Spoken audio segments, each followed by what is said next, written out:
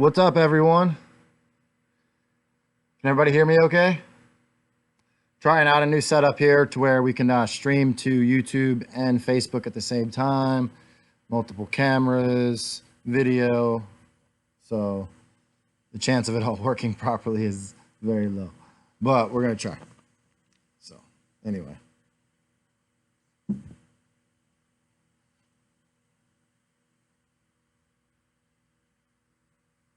Everybody hear me okay? All right, awesome.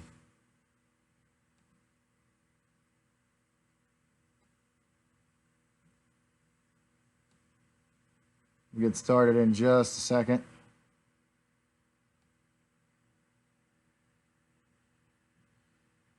What's up, Cody?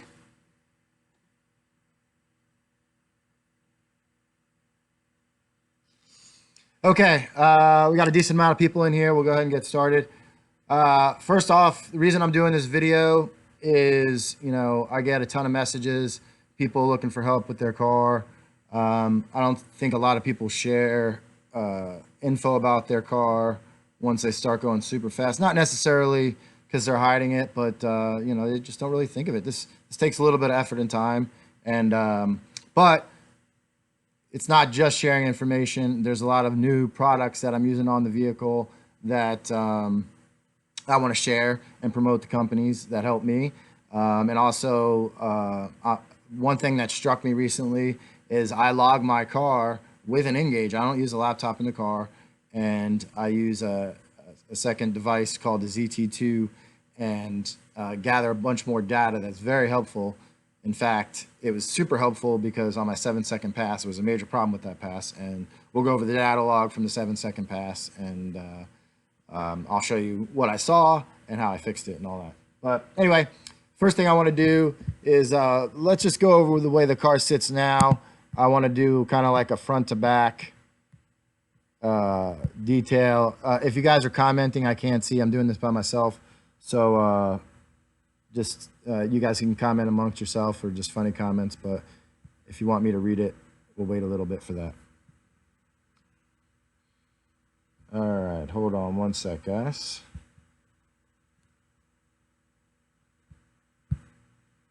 Hopefully this works.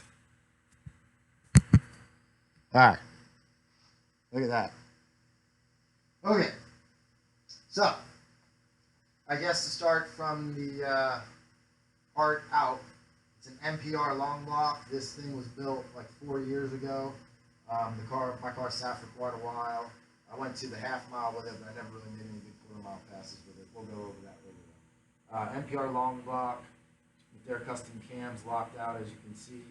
Plasma Man ram tube or long rudder intake, Ford Racing throttle body. I love the throttle body, but that's mostly just since everything was built here.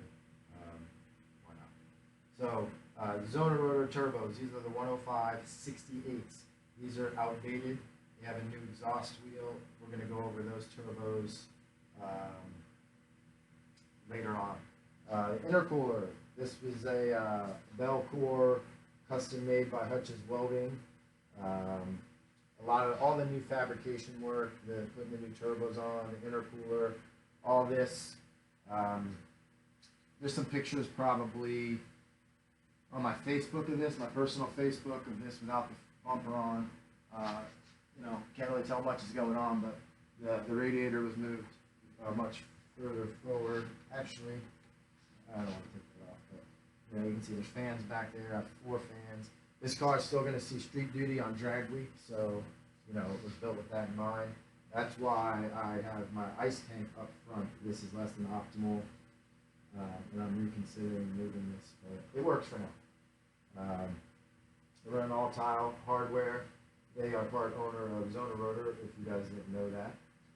Like I said, we'll go over the Zona Rotor turbos a little bit in more detail later. We've got, I just recently switched to Willwood manual brakes, mostly because of what was going on up here, getting rid of the ABS module. I said, let's just go ahead and switch it all. So I just want to check with you guys real quick and make sure everything's coming through. We still good, guys? I think so. Okay, so okay, it's kind of busy over here. It's a little extra busy because what do we see here? Two different MSD two-steps. So, little comment on this. I never really had much of a problem with MSD in my own car, but it was never hard mounted like this. When we cleaned everything up, we decided to mount it real nice, and it almost failed immediately. That is why the new one is wrapped like this, and it's not even tied down. That's a new experiment. See how long that one lasts. Everybody that runs MSD knows how that goes. This right here is a pressure sensor that's tied into my exhaust manifold, my turbo manifold. By the way, the turbo kit, this started out as a fluid turbo kit, which features stainless steel cast manifolds, which is like the star of the kit. And when we changed over, I actually didn't even want to move the wastegates. The wastegates usually are sitting up here, but the turbo itself made that possible, so then I take up that spot anyway. That's why we moved them down there. But same manifolds as always. Obviously, the rest was redone. The downpipes are half still original. We had to cut out the tube where the wastegate used to come into, and now they just dump under the car. So anyway, back to over here. We've got a 4 regulator, Injector Dynamics fuel filter. That's another big thing I kind of wanted to talk about for the first time. I think I've heard on the internet of anybody using it other than Stuart from ID is the Injector Dynamics brushless fuel pump controller. We'll go over that in a little bit too. So let me show you the inside of the car. This is a ultra carbon fiber seat, Fat House bracket. Before they made them in black, I should have the black one. Change that out. As of right now, my dashboard is 100. My dashboard is 100% stock. Radio still there, heater core, all that stuff. And the main reason is I just haven't gotten around to it.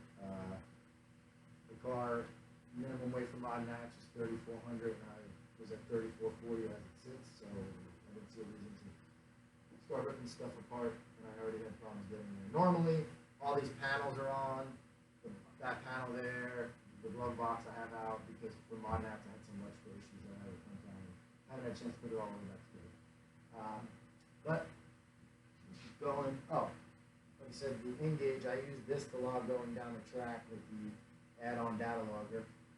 Works really well with if you have a cage with this mount here, and I can reach that perfectly well. It's got ultra carbon, carbon fiber doors.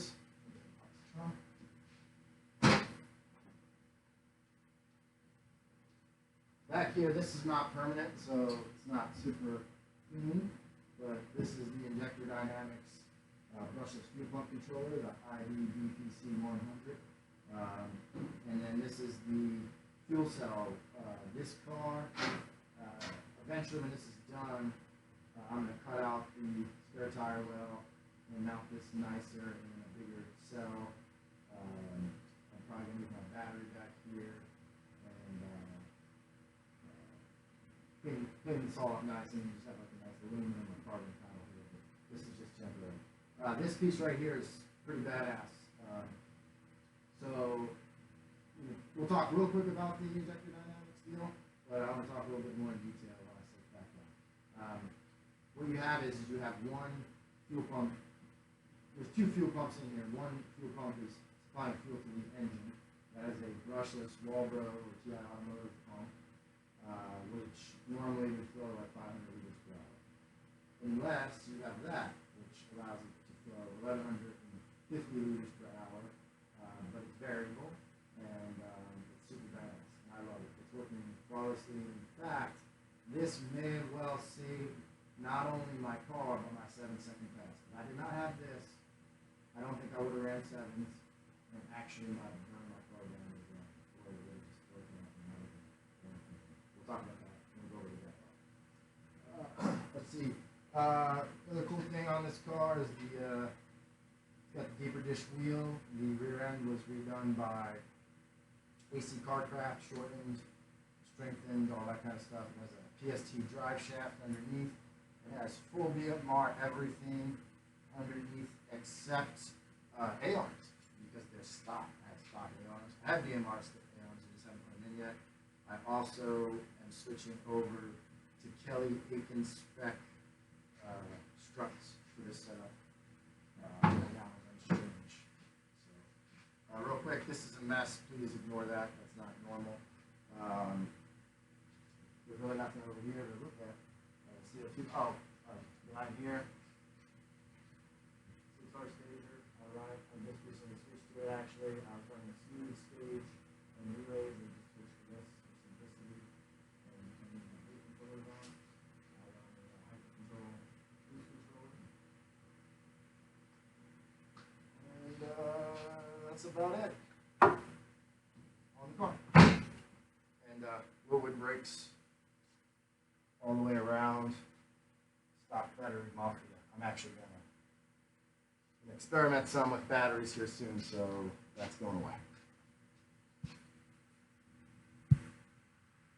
Okay, I just realized when I turned around that the other camera shut off, so sorry about that. I don't know how far did I get? Somebody say something real quick. Where was I on the car? I guess that's a disadvantage doing this by myself. Yeah, fail, whatever, man. You're the one watching me. Nobody's watching you. Where did it let off, guys?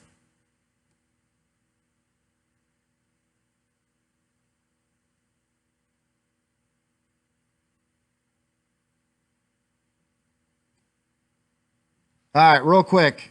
I'm sorry about that, but, you know, that's live streaming for you in this day and age. I actually put a lot of effort into this, but it still failed. So let's do this real quick. I don't know where it left off. I'm just going to do another quick run around of the car. Zona turbos, plasma man, Hutch's welding intercooler. A lot of work on the car previously was done by Rare Fab. Woodwood brakes, ID, fuel filter, 4 Innovations regulator, 2 MSDs. This one's wrapped in foam because I'm trying to make it live. I think it's vibration that kills it. I don't know where we left off, but interior wise, we've got a full dash. I do have a removable steering wheel, ultra carbon fiber seat, fat house seat brackets, the carbon fiber doors. This right here is one of my favorite new things. Well, it's all great. I also the ID fuel pump controller. We'll go over that in more detail when I can sit in front of the computer.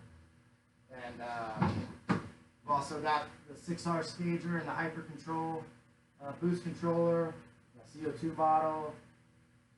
You know, like I said, the dash is 100% stock behind there, but I'm going to be changing that real soon. It's full BMR suspension. Full BMR suspension, except I have stock front A-arms, and I'm doing Kelly Aiken struts coming up soon. So anyway, all right. Well, sorry, guys. That didn't go too well. Wastegates, those are tile. Oh, it stopped by the wastegates. Yeah, that's towards the beginning there. Okay, anyway, guys, we'll just pick up. Sorry about that. So let's talk about a few of the things that I teased in the announcement. 680 dump valve. That is the result of work by Daniel Otway and Brett LaSala. Daniel Otway is from Blue Streak Performance that does the most of the billet parts in Australia, actually. And there's actually a new part that's out, the forward shaft, that I'll be pulling my transmission here real soon because we'll be changing the torque converter real soon to send back to Brett to have done. But let's talk about the dump valve. So let's talk about the history of my car real quick and why it's so important and why it's probably really important to any turbo guy that's beyond any built motor turbo guy, I would say. It's at least something you're going to want to consider. So last year, my car, it has very, very large camshafts. Last year, it only had 62 millimeter turbos, but the camshafts, and I also had the very short runner Plasma Man intake with 4-inch runners. My car wouldn't spool at all. We were headed towards mod nats, and there was really no time to restall the converter. So my only choice was I put nitrous on the car, and with no real hits on that setup, I went ahead and ran that at mod nats on the first test hit last year, went 830. Second pass, I broke the drive shaft.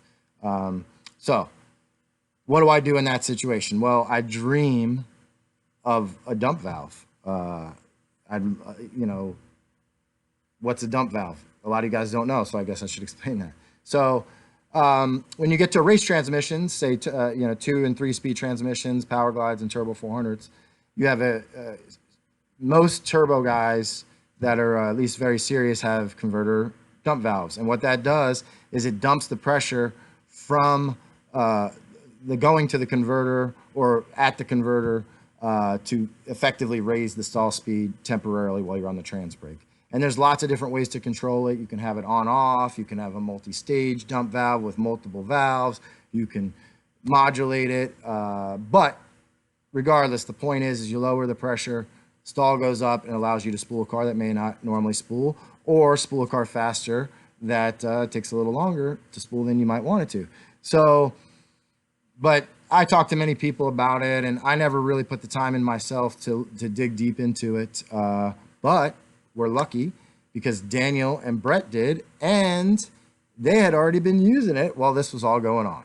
So this is when Brett went 119, 60 foot, leaving in second gear without even changing the rear end gear, because you're also going to, beyond the spool, you're also going to get some sort of difference on the way the car leaves, because it's not instantly going to fill back up with fluid. So, you know, this is all possibly tunable, but just having this at all is unbelievable. So fast forward to earlier this year, speaking to Daniel and Brett, and we know that Brett has moved on to a power glide in his car.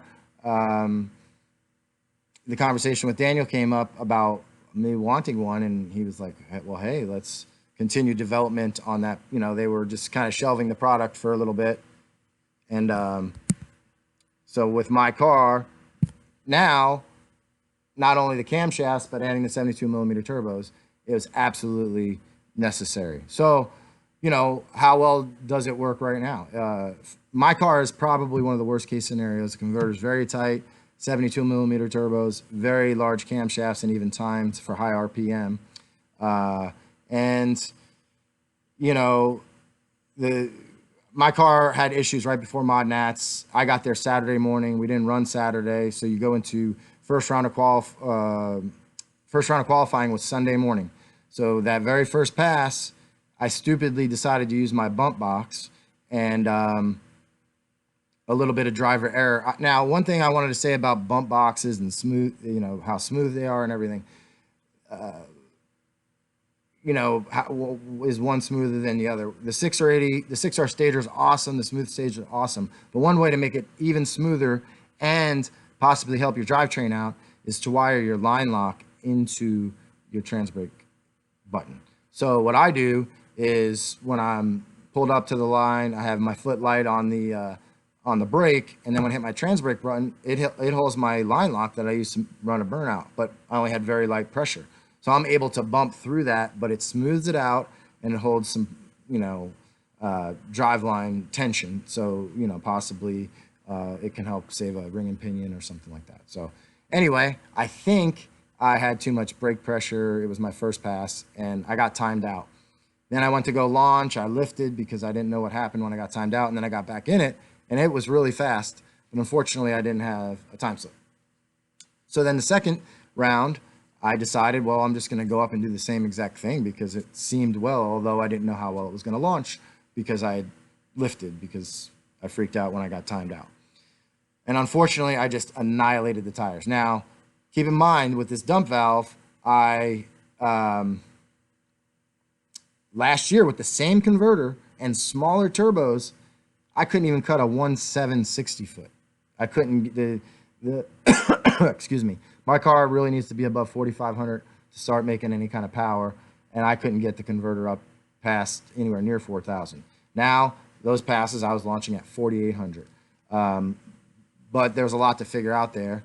Not only just how much you're leaving on and all that, and ramp. I mean, you know, being at a race trying to do this is kind of difficult, especially with new turbos and everything new on the car. But anyway, the next pass I decided, well, you know, what do I do?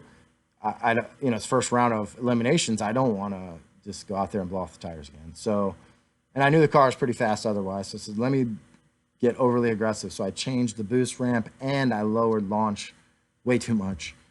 I think I was at 3,800, and but everything worked, and the car made its first successful pass, which it went 820 at 180. Actually, we can actually watch that video. I think this is it.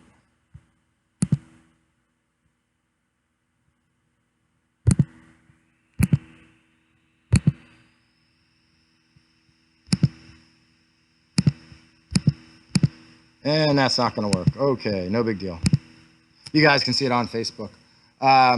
So now the question is, you guys that have seen it, now that was only a 1.5/860 foot. Then, unfortunately, I was out at that point, so I headed home, went to Orlando. I don't know if any of these videos are going to play.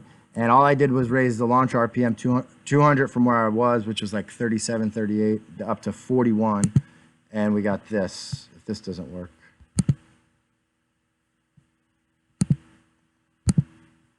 I don't know why any of this isn't working. Anyway, this is starting to piss me off, but whatever.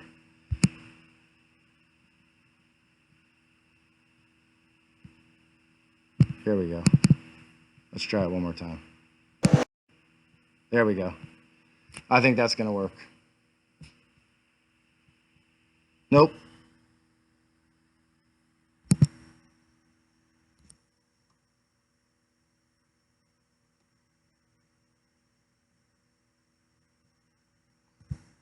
Okay, I give up. Anyway, forget. We're not going to play any videos. So I took it to Orlando. I went up to 4,100 RPM, and it went a 1.4160 foot. But the car had a major issue on that pass, and we're going to go over my data log on that later. But what I will tell you is and this happened at Mod Nats also, but only very momentarily. But at Orlando on the 7-second pass, it by the middle top of first gear, the alternator dropped completely out, and I made the entire pass with no alternator. Which, with as much electrical load that's on this vehicle, there's lots of potential problems with that. But the car made it safely down the track and ran its first 7-second pass. Then after that, I decided to take it to PBIR this last Friday to try and, you know, improve on the 60 foot. That 60 foot was a 141. So I just went up a couple more 100 RPM and I went to a 134. But unfortunately, we were on a track that was set up for bracket racing, and it just killed the tires. I was probably a little aggressive on the boost ramp. It killed the tires, I don't know, less than 100 feet out, and I almost lost control of the car. So I put it away for a little bit, and then somebody had a major accident, so we decided to leave. And I decided to do a bunch of new upgrades to the car before I get any more, try to make it any quicker. Like I said, we're going to do the Viking struts that Kelly Aiken is specking out for me, that hopefully I'll have in a week or two. A new converter from Circle D based on all the information that we learned off this. I am doing new, or the BMR A arms, which is not a huge deal, weight savings wise. And I think that's about it. Once I get all that stuff done. Oh, and we're making some modifications to the dump valve to make it a little bit more tunable. Like I said, Brett ran it on his car, and I believe it was on one other person's car, which were very similar. Mine is definitely more dependent on high RPM, so it requires a little bit of different tuning to it. So we're making it more tunable. Between that and the converter change, I think we're going to have some pretty spectacular results. Right now, I am using it as an on-off valve, but I plan on using PWM to possibly make it even more tunable. Cody, I do not leave in second. Juan, first gear. I am going to, my plan is to stay in first. My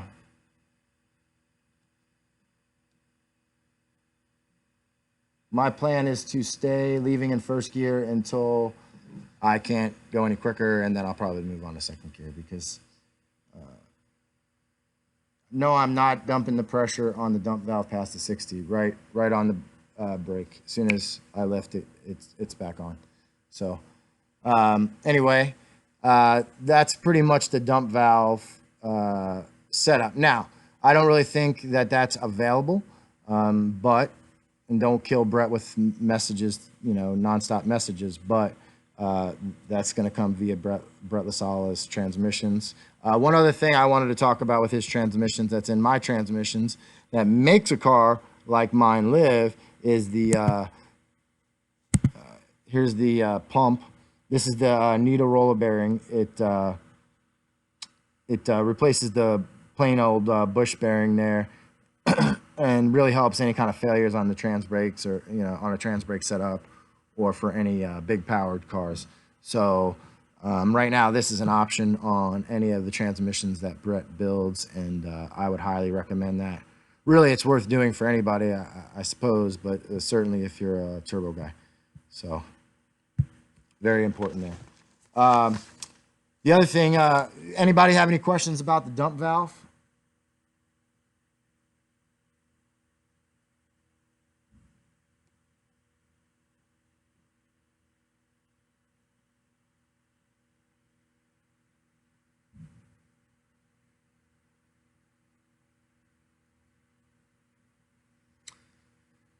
No, I'm not running the S series. I do plan on switching to that. Well, I was going to go over the turbos a little bit later, but the new exhaust wheel is certainly worth it, especially if you haven't bought a turbo yet, then for sure.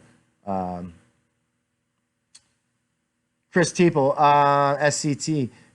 You know, it really depends on what you're looking to do with it. SCT is a good device.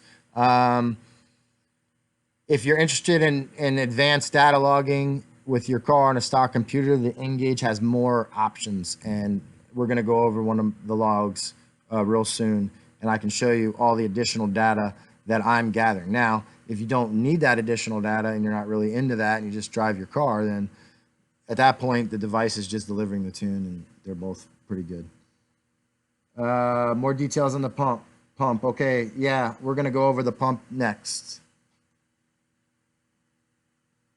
The dump valve does not go inside the trans. I'm not really going to talk too much about how it works. It's not my product, and that's why I'm not even showing any pictures of it, because nothing's finalized. But no, nothing goes inside the trans, and it will be tunable outside the trans because it's outside the trans. Let's see, what else?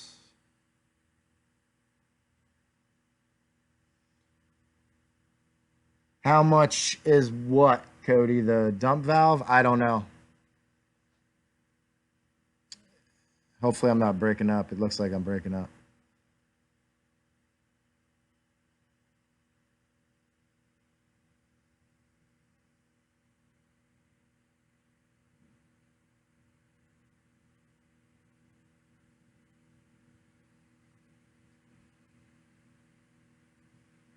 I'm waiting for it to clear up, guys. Hopefully the internet comes back. Sal, I have it in the car now. The car would not operate without it, with how it's configured because of the cams and the turbos. Well, it would operate, but it would be like a 1.7 or 8 60-foot.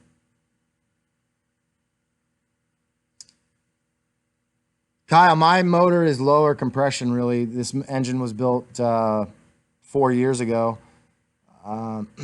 And it was, you know, I wasn't really reaching for the stars. There wasn't really any stars to reach for at that time. Nobody was going sevens at all, obviously. We did that with Jimmy's car.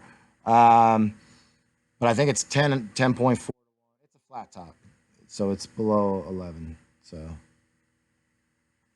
Dump valve cost, I have no idea. That's it. Really, it's too early to say. I would guess. You can talk to Brett though. Alex, how's the air to water working out? I don't think the tank setup and routing of the lines is really making the intercooler shine. It's working fine, but it should be able to do much better. The fans, the 4 fans on the radiator were skillfully mounted. That's what I have to say. All right, hold on, guys.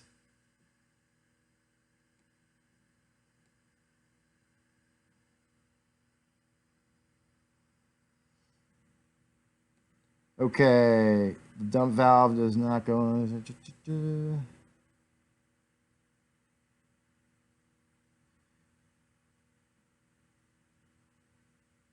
We're not really going to go over different engine blocks. Celine 85, 111. It just really depends. I mean, if you're getting it built, they're all decent candidates. And, you know, it starts at the top with the AccuFab billet block, and then it goes down, you know, from there.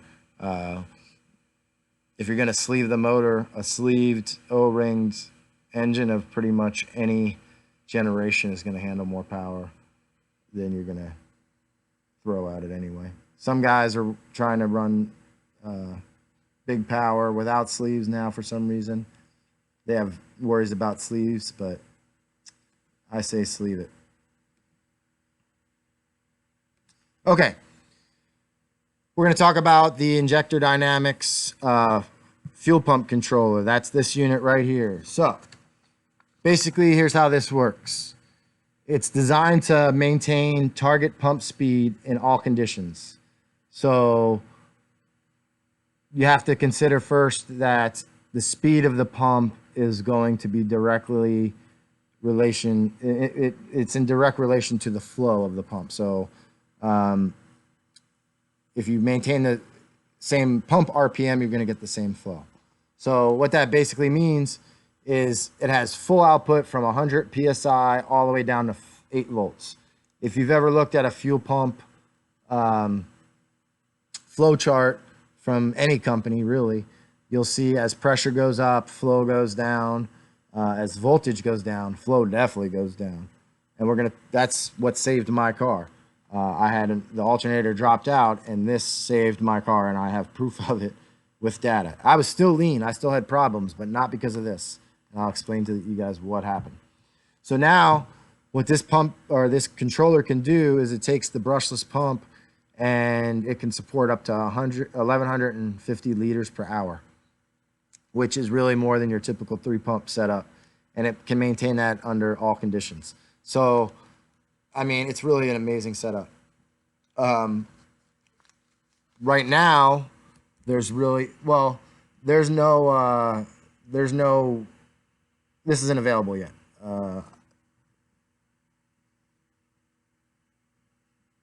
No, Kelly, we're not talking about the new converter, other than that I'm getting one. We can't talk about the other stuff I told you. Anyway, so, hey, Nevin, what's up? The car weighs 3,440 right now, but I plan on getting it much lighter. So, anyway, getting the Injector Dynamics setup working, it's I wish I had a picture of it. I don't. It's a longer pump than what you typically see, but it does look sort of like an in-tank pump, but it's longer. It's a little bit skinnier. So, the best option I came up with, especially quickly, is this setup right here. This is from Radium, and this is a surge setup.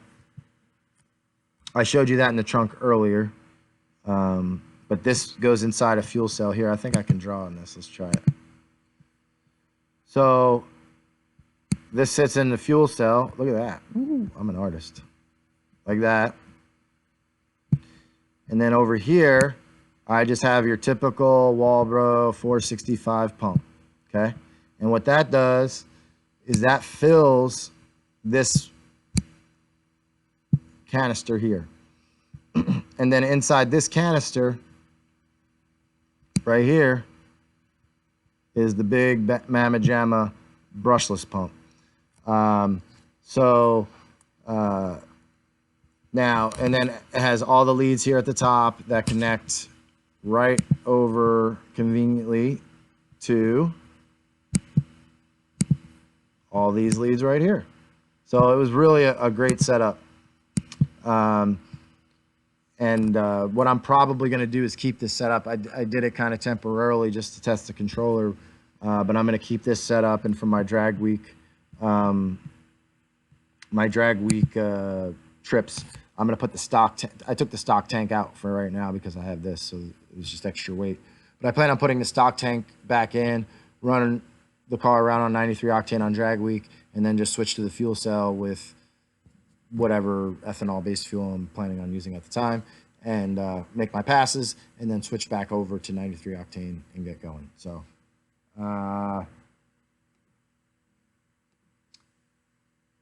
nickel. The Armageddon kit is very nice.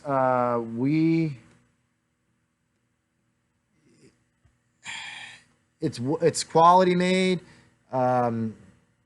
It follows very good. You know, there's different. You can make something look good welded wise, but that doesn't mean it's properly designed as a turbo kit. Theirs is properly designed. We were first in the 7s with a 680 with an Armageddon kit, but that car is actually switching to a Hellion kit for a few reasons. One reason is any top mount car like this is a little bit harder to work on. You take that and you shove it into the S550 chassis, and on the white car that we went 7s with, it was super, like we had loose manifold bolts, and there's just no way to get to them. So it didn't, for something that you got to work on a lot, it's just not the best on the S550. I like the low mount setup, like the Hellion kit. There's other low mount setups out there, but we stand behind Hellion, so I recommend the Hellion. Any questions about the ID pump? Cobra Bob, the fuel pump itself is, you could buy that. That's not an ID product. That's a Walbro TI Automotive pump. The fuel pump controller, I will try to find out about that. Talking to Mr. Yaw, he made it sound like that this is very much close to production. I know they still have things to work on, like directions and all that. They have a version of that, but it's not 100% complete. So I don't know, a few months for sure, I would think. They also have the new injectors out, the ID 26 or 2650. I'm not sure what the final name was, but one of those. All right, let's see what else we got going on.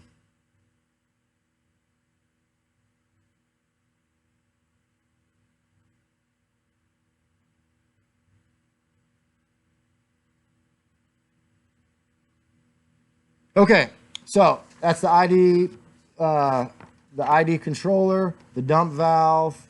I wanted to show you guys some videos, but none of that stuff's working. So what else do we have to talk about? Zona rotor turbos. Zona, I want to talk about those guys. A lot of people haven't really seen them.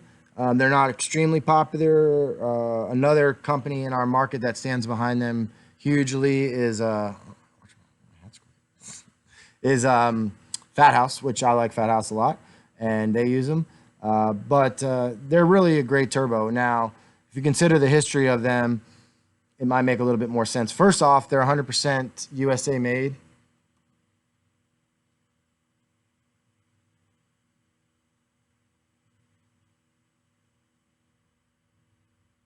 I'll talk about the tranny pump in a second. But the Zona rotor turbos are 100% USA made. Tile Sport is part owner as well as Forced Performance. They teamed up, and the thing I really like about them is they bring a lot of new tech and things to the table, and the price really isn't any more expensive. They have the billet center section. They have the here. Let's take a look at the turbo real quick.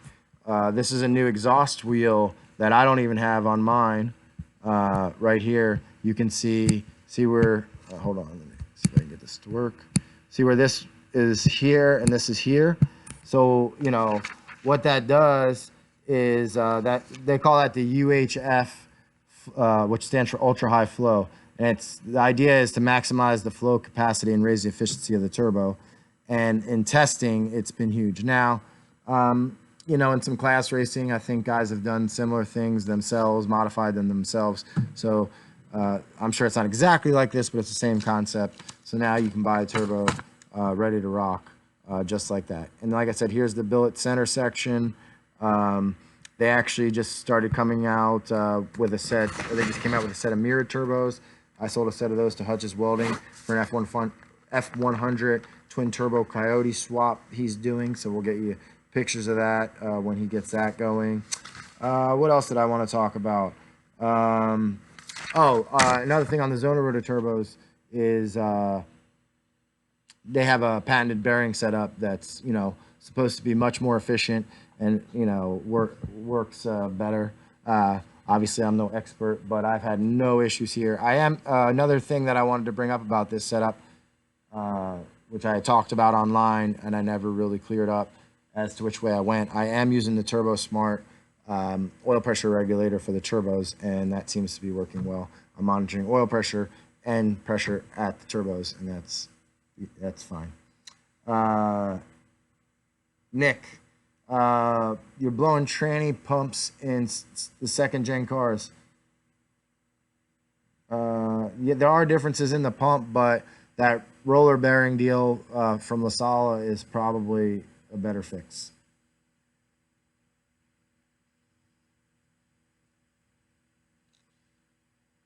Okay, let's see what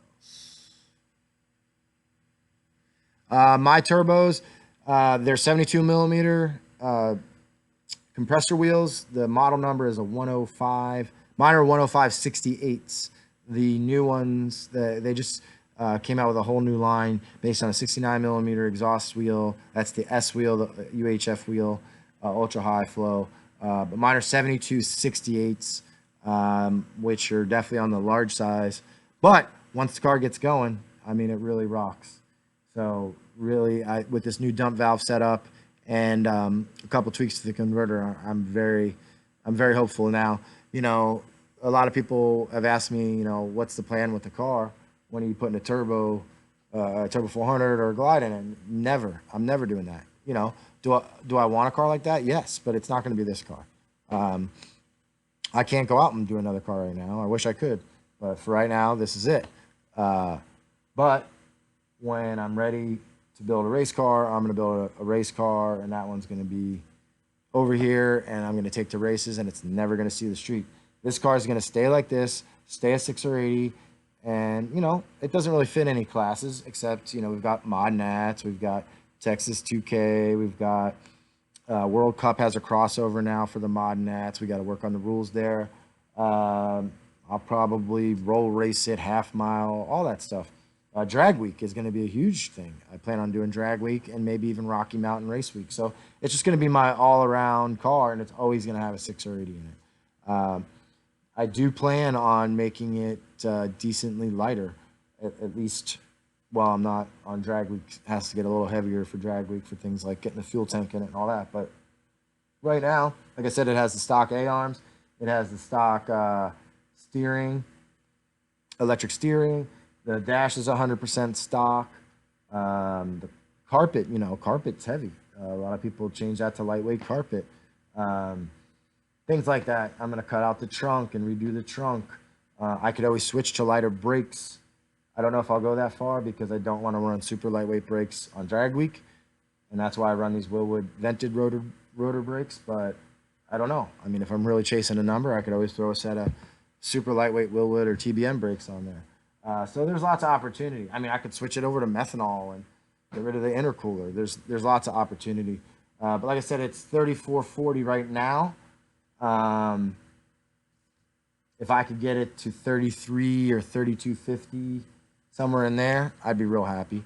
But who knows? I may get it even lighter than that. I am going to upgrade it to a 25.3. I always said I was never going to go past the 850 cage, but going 182 already, I really feel like this setup right now, only because the engine is not O-ringed. I don't really want to go over 35 psi. This was all on 30 psi. You know, I think I can go almost 190. So I want to have a better cage in there. Anyway, let's see. Cobra Bob, what size turbo would be equivalent to the new 6466? Give me 1 second. I'll look it up for you. You can go to ZonaRotor.com. I think that would be the way that they name their turbos, Bob, would be they don't name them off the wheel, but you can look it all up on their on the compressor wheel.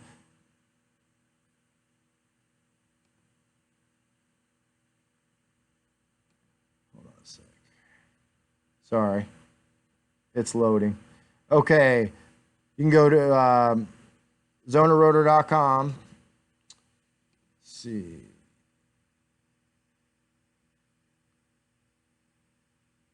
I believe it's the 8264 would be similar to a 6466. That's a 6464. But that's with that UHF wheel. So it's pretty bad setup.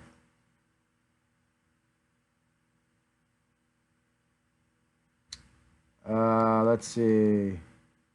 I'll answer a couple more questions.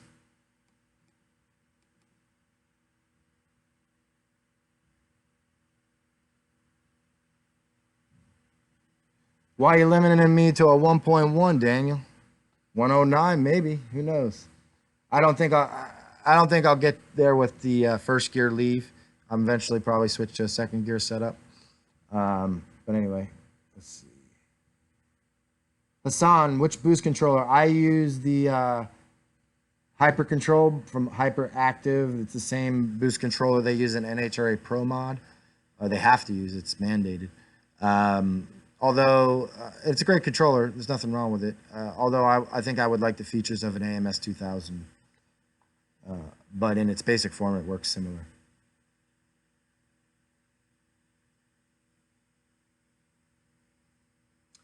Electric wastegates. Well, first off, I'm a stock computer guy. This car has a stock computer and it plans on staying stock computer. So there's really no super easy way to control them. They may have like a control box to control them, but then what's the point when you can just use a normal wastegate? If you're in more in an advanced application with a standalone computer that has full control over them and can log position and all that, I think it's a pretty cool idea. But there's, you know, the normal wastegate that we use today has worked pretty well. So.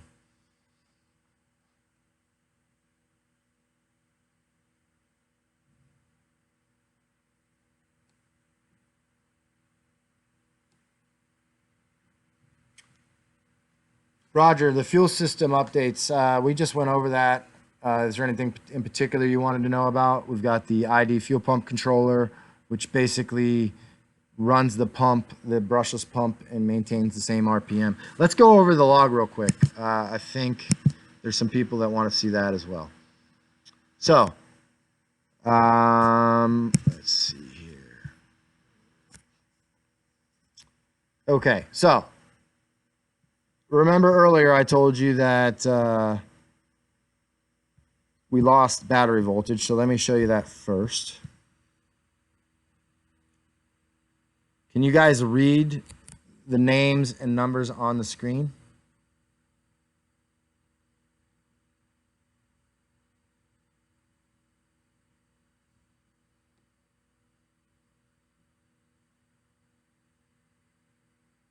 It looks like you can. Let me know if you can't.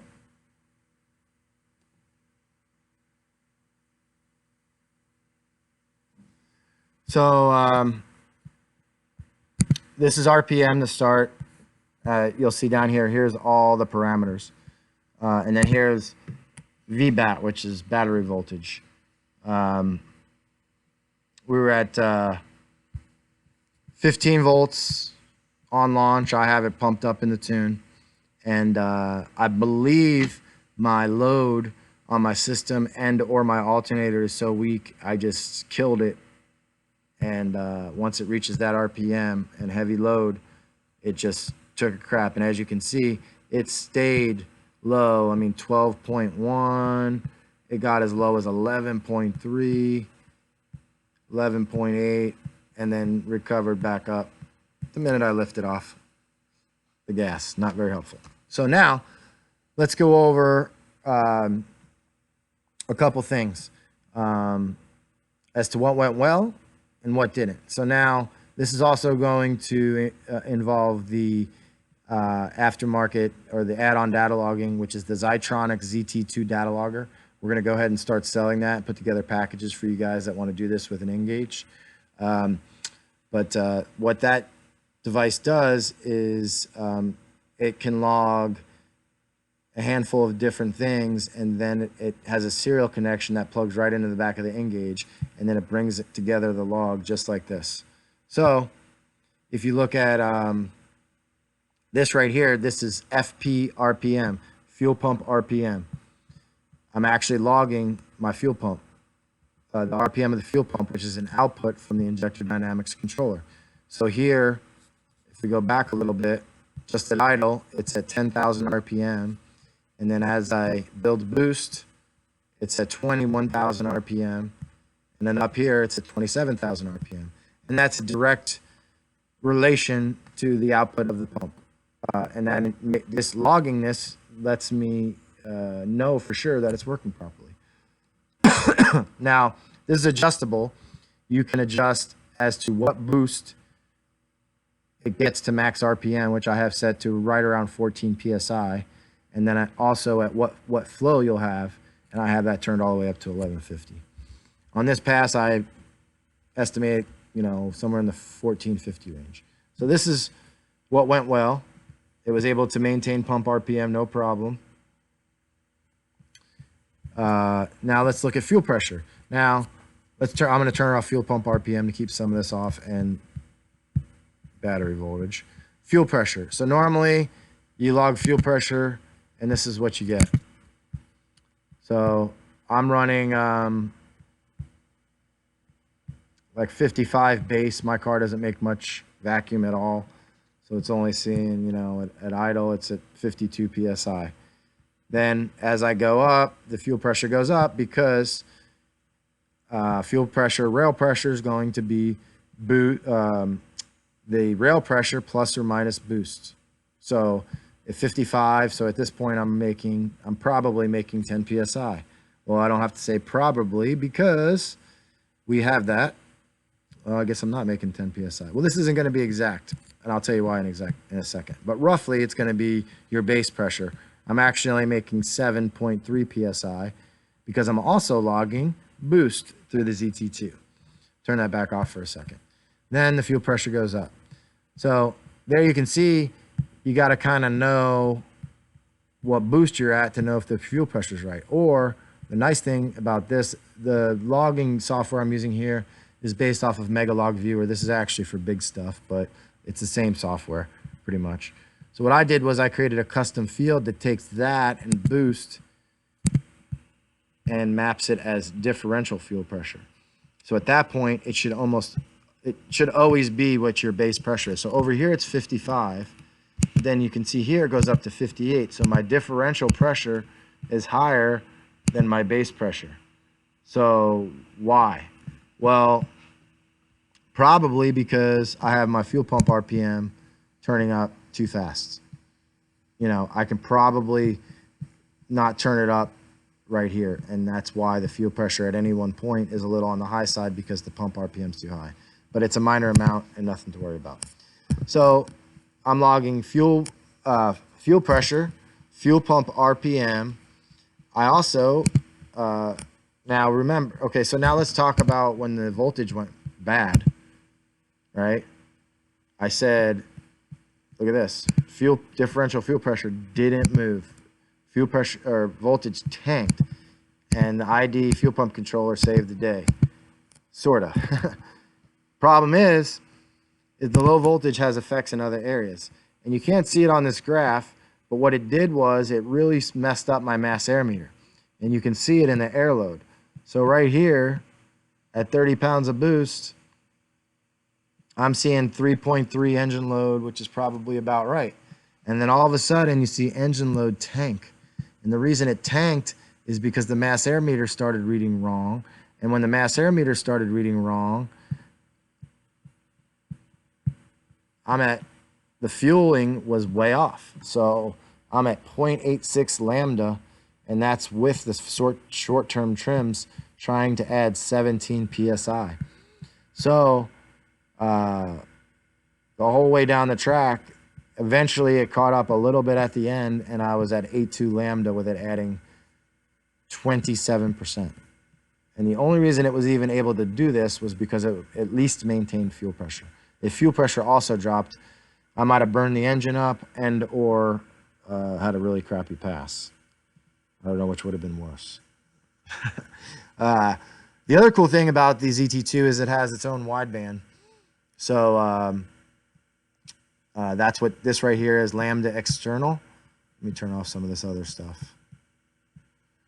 So you have to set the log up to plot this correctly, but here's lambda 1, lambda 2. Lambda 1 is passenger, lambda 2 is driver side, and then lambda external is my external wideband from the ZT2. As you can see, they agree very, very closely, very closely. It's very helpful having this type of information. You basically have a sanity check to know. The other thing that I'm logging is EGTs. The ZT2 has an EGT. So over here at idle, it's 800. It peaked out on the trans brake at 1160 and actually dropped back down a little bit. And then it steadily climbed all the way up to 1485 and then dropped back down to 1450. Now, EGTs on every cylinder would be more useful, but this still gives me an overall sense of how things are going. This is installed right on number 8 cylinder. The other thing I have is exhaust back pressure. This is coming in through the ZT2. No, actually, this is coming in through the N-Gauge does have 2 dedicated analog inputs. This is coming in through one of those. So this is EMAP. Why is this useful? This is basically telling you turbo back pressure. I'm sure you've heard that plenty of times. So what really we want to look at, this is fine to look at. You can see here it's 35, 33, 31. What does that mean? That means I had 31 psi of pressure in the exhaust.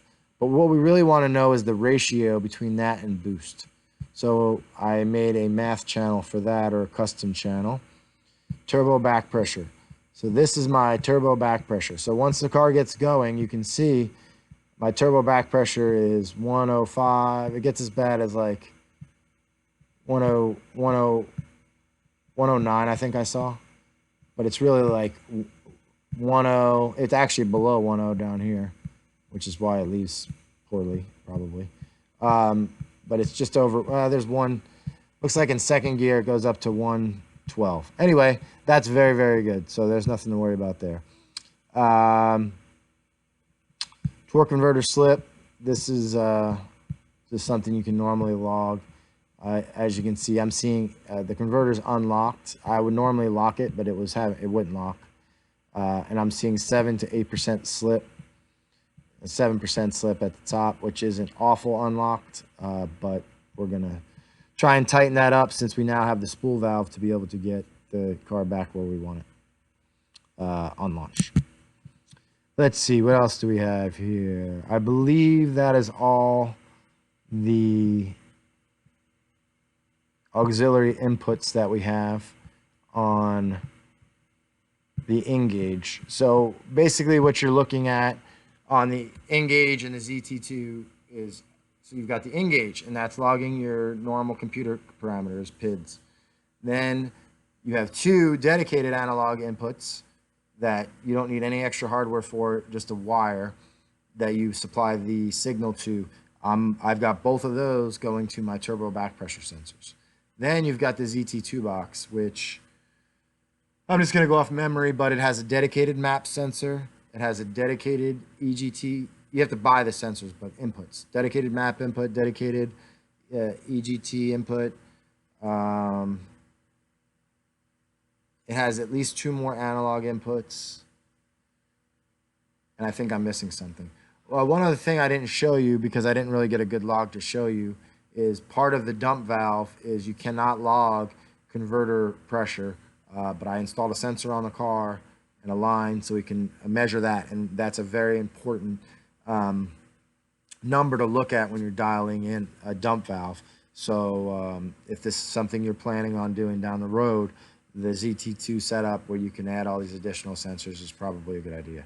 Probably be a week or two. I'm just now getting set up as a dealer with Zytronics, but we're gonna come up with some special packages, you know, pre-configured with some of the sensors already, or you can just do it a la carte if you want.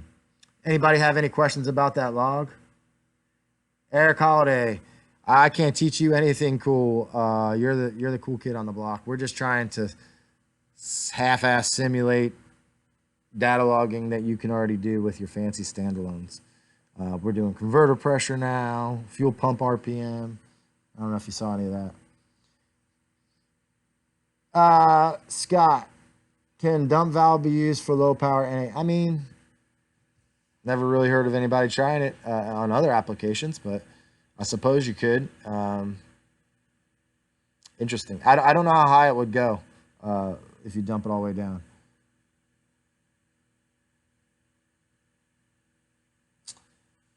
Daniel, yes, we'll go back to the log. My trans temps did get pretty hot on this one. I am running a trans cooler in the back, but they didn't.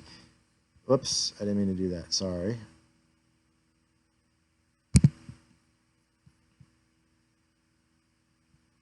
One second. Okay.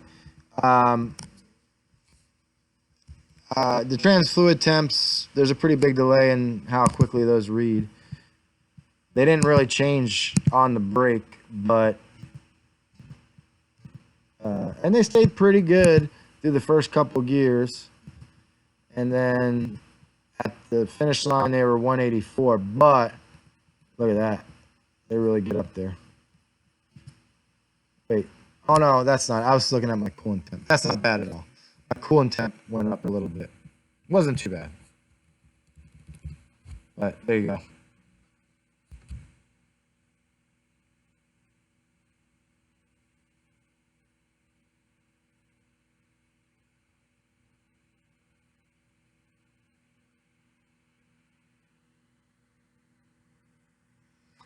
Yes, the Zytronics is user configurable. That's how I have mine set up.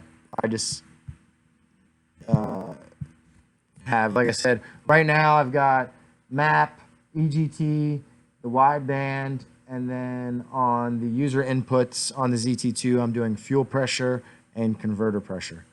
I would love to be able to do more inputs. I don't know how difficult that would be. I wonder if you can use 2 ZT2s and we can talk to the guys at eMotion about adding support to have 2 ZT2s hooked up. I will talk to John tomorrow.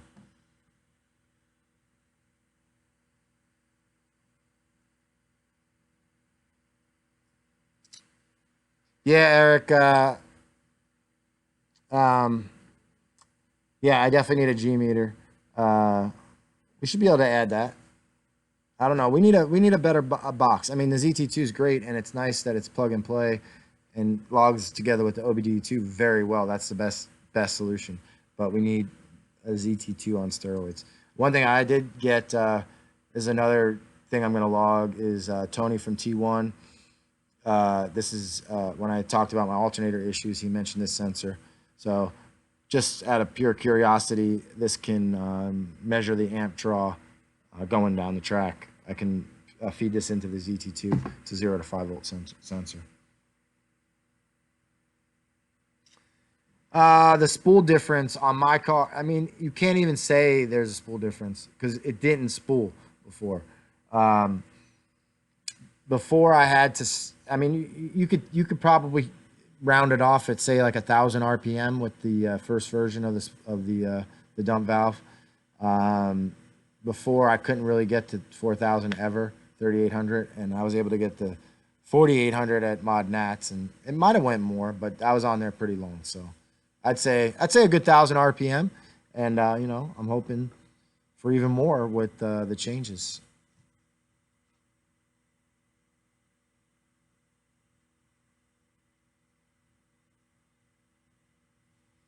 Eric, yeah, it's not a CAN bus. The N-Gage does have CAN bus, so that might be another option for expanding it. But the ZT2 is just a little box that it's a serial output. It looks like like an old school telephone cable, and it's serial, and they just show up in the N-Gage like normal parameters, and they're just called like Z AFR, Z lambda, Z map, Z user 1, Z user 2, Z EGT, and they just automatically log even if you don't.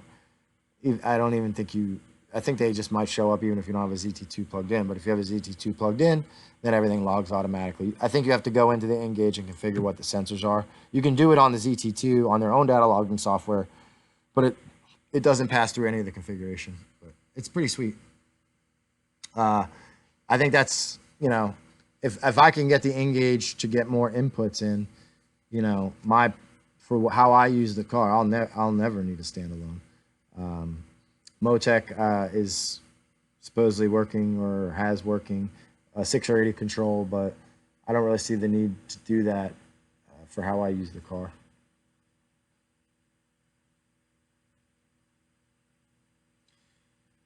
All right, I've been on forever. This didn't go exactly how I planned. I was hoping to play some videos for you guys and everything, but none of that worked. But that's live feeds for you.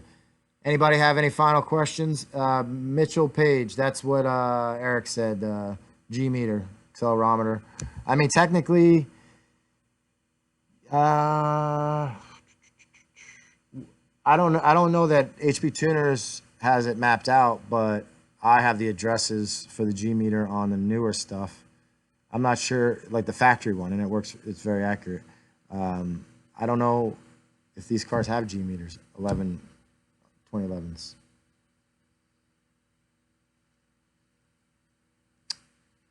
Any questions?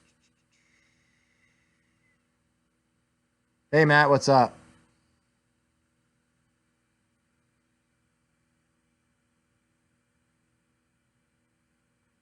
Bob, AMS 2000. Here's the AMS 2000, I think, has a few more inputs, but here's what makes the ZT2 nice is, and this only applies to stock computer vehicles, which is what I mostly deal in. That's what this is number one, I have to be able to log the OBD2 data at high speed. So, you know, there's plenty of devices on the market that do that outside of the tuning devices, but tuning device wise, we have the N-Gage and SET. SET and the N-Gage both have dedicated analog inputs. I think two of them, they both have two, meaning you just, if you know how to wire stuff, you wire in a sensor and you can log two external sensors. The ZT2 is its own standalone data logger that has all these additional inputs, but they've worked with the N-Gage manufacturer, and it literally plugs right into the back of the N-Gage as another input. And now when you're logging with the N-Gage, it's all on one log, and that's what makes it valuable. If you're logging, say, with the AMS 2000, that's great, but you got to jump back and forth, and you can't look at everything. Like, you know, right here, this is one log with everything, right? So here's back pressure ratio. Ah, shit. Right here, you know, that's coming in from the ZT2. It's right there on my log. The RPM's coming from an OBD2 log.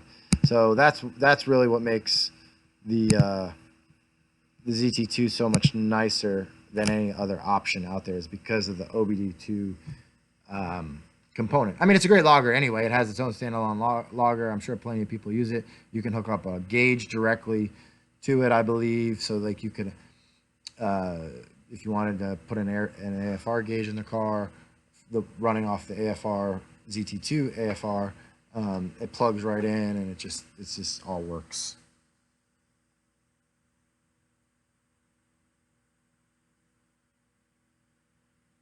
Jonathan, Roll cage. I'm not legal for sevens. I am going to update my cage, but a lot of people use the cage that I have and do run sevens. And a lot of tracks, they just are happy that you have a good cage in the car at all. This cage right here is certified to run 850s or slower. People call it a 10-point cage.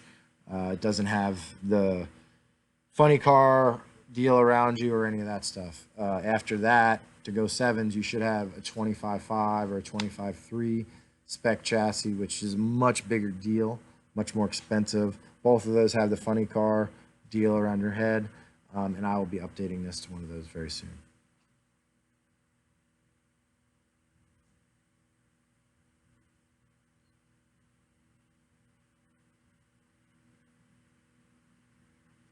All right, guys. Anything else? I'm gonna try and play one of these videos again.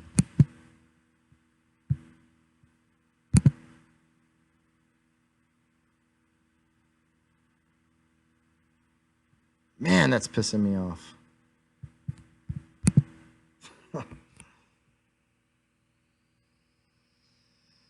No problem, Daniel. I was hoping some of these videos would have went better, but oh well. At least got nothing better to do than might as well hang out with me on Facebook and YouTube. All